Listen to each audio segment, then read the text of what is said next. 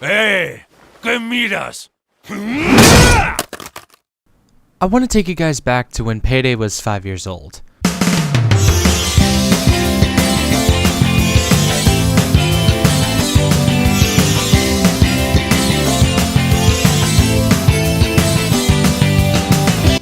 I went to my cousin's house to hang out and do the usual stuff, play basketball, and then go inside to play video games. My cousin grew up with a PS2, while I owned an Xbox and a GameCube. And instead of playing Tony Hawk Pro Skater 4 like usual, he tells me that he got a new game he wanted to play with me. Lo and behold, my 5-year-old mind was greeted to this.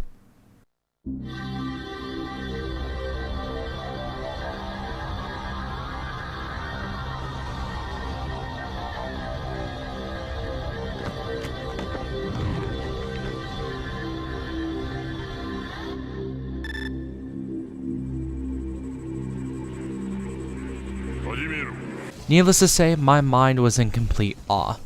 The game looked amazing based on this opening cutscene. And then we got to the actual game.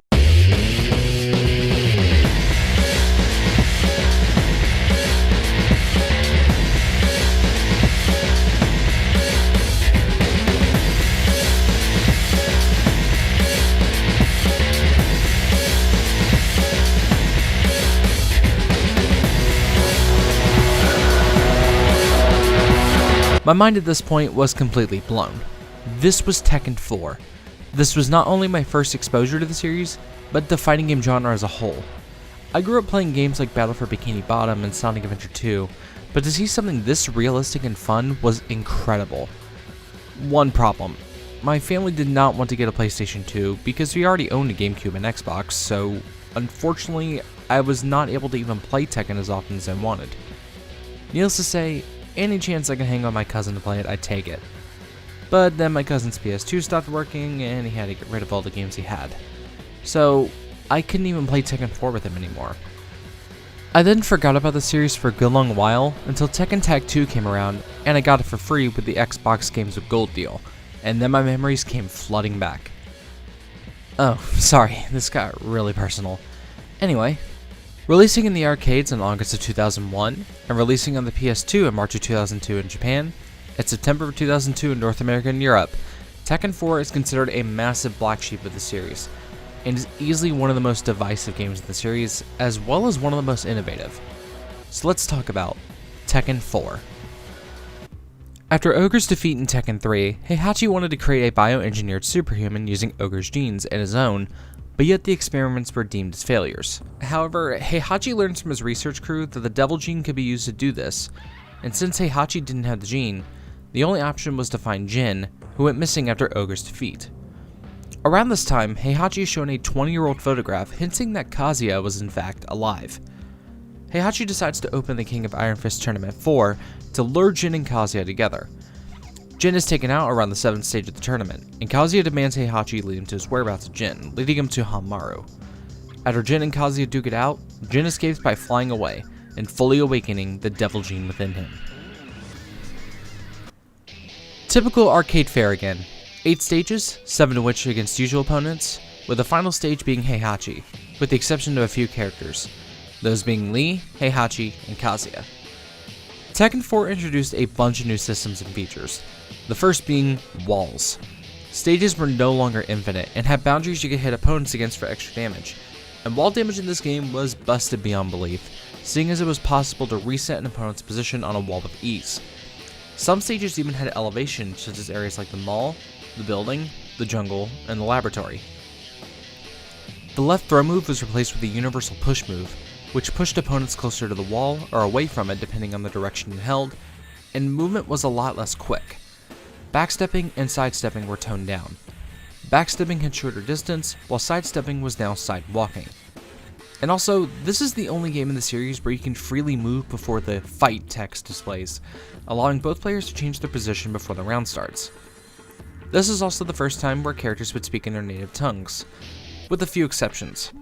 Japanese characters spoke Japanese and English-speaking characters spoke English, but yet Lee spoke English before speaking Japanese later, Hwarong spoke English before speaking Korean later, and Christy spoke English before speaking Portuguese later. Although, unlike the other two, Christy would speak English until Tag 2, while Lee and Hwoarang spoke their native tongues in Tekken 5. And of course, the iconic "Get ready for the next battle" line makes its debut here, although not spoken.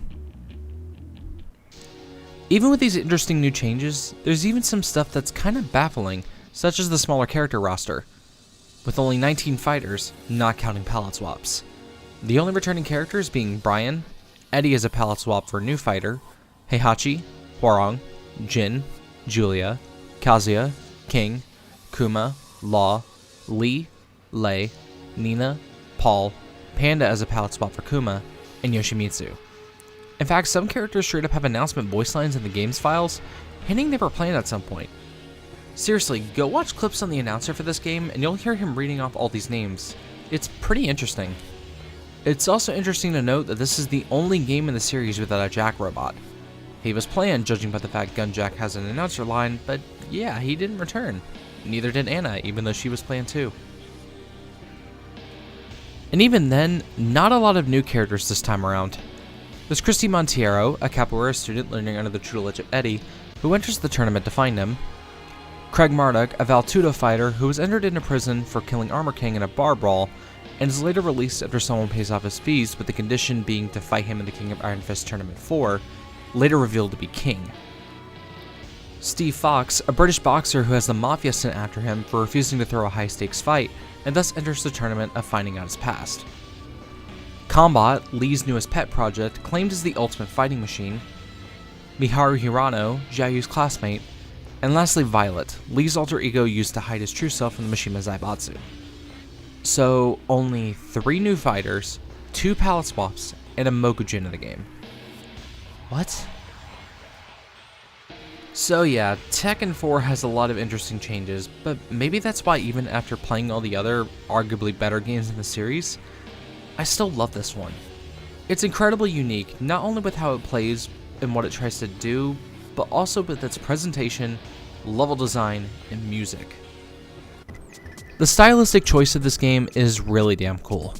Tekken 4's story still frames have these rough color pencil aesthetics, and just, man, these stills are so well done. Some of the shots in here are just absolutely incredible. The renders aren't half bad either, though some are better than others. I mean, Jesus Christ, Xiaoyu, what is up with your face? And you know what? I honestly think Tekken 4 has some of the best costumes in the series. Jin's cool jackets, Xiaoyu's sporty attire, King in this cool frilly shirt, Paul with his hair down. Seriously, these designs are cool as hell. The level design, despite the hiccups, is easily some of the most interesting real-world location maps in the entire series. The jungle with its long slope, Shinjuku with the breakable phone booths, the underground pit having the walls be the people and they can be knocked over, the parking area having these cars and pillars. I can go on and on about all the interesting tidbits with the stages. And the music. Hot damn, this is an amazing soundtrack. I can't name one bad track in this game. All the themes fit perfectly with the stage's environment. Digirhythm for the jungle stage, having this jazz mixed with didgeridoo-like sound and synth.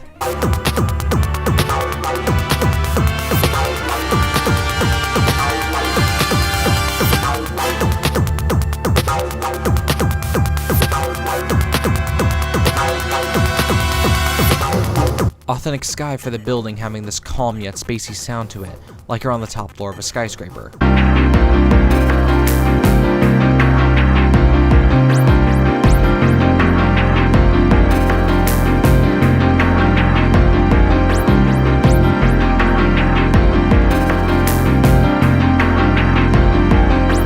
Mob for the underground area, having this grungy rock guitar sounding like it's coming through staticky speakers.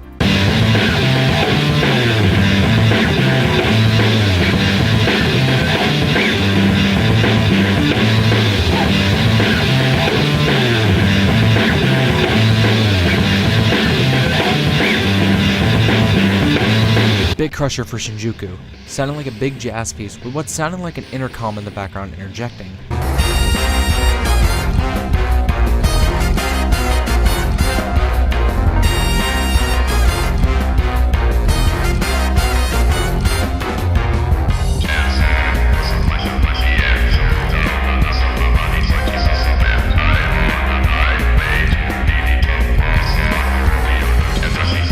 Fear for the laboratory being drone and dramatic, emphasizing the science-fueled area.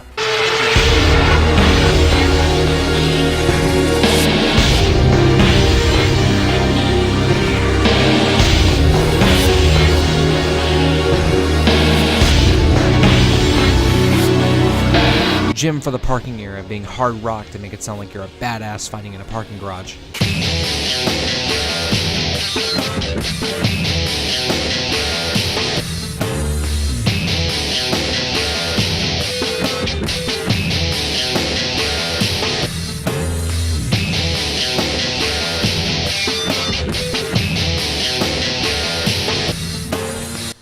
And even outside of all those tracks, non-battle themes are just as amazing. Jet, the character select theme, being rocky yet muffled to signify a new age.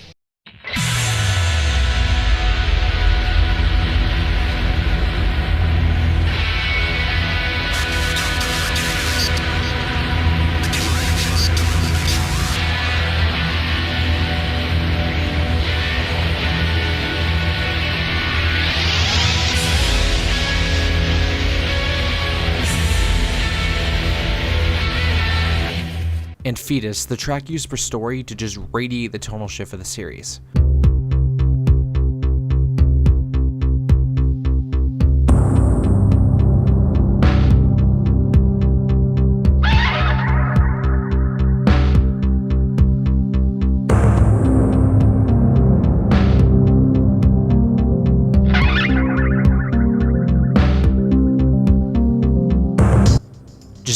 Man, the soundtrack just brings such amazing vibes to it, and it's easily my top 3 soundtracks of the series. Tekken 4 did introduce and bring back some game modes, the usuals like arcade, time attack, survival, and practice return, but now there's a new mode and a returning mode expanded. The new mode being training. Training has you do 20 of a fighter's moves as fast as you can, and honestly, this mode is a lot of fun. My only issue is that I wish that it taught you combos, but that wouldn't happen until Tekken 5 Dark Resurrection. And the returning mode is Tekken Force, a 4-stage beat 'em up except way harder. Seriously, even on easy, you can get your ass kicked by the amount of ambushes you'll deal with, but still a fun mode. Tekken 4 really is a good game, but yet I can see why it's easily one of the most divisive games in the franchise.